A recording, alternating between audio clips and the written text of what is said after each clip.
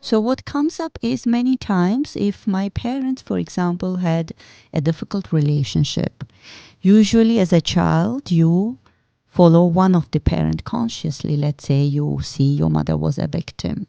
So then your heart goes towards the mother. You take sides, right? And you develop the anger and dislike towards your father. And then that anger and dislike is not only yours, but it's of your mother's as well. And same thing can happen behind your mother. There was a grandmother who was a victim and your grandfather. So you can carry the anger towards man or woman, doesn't matter, for generations.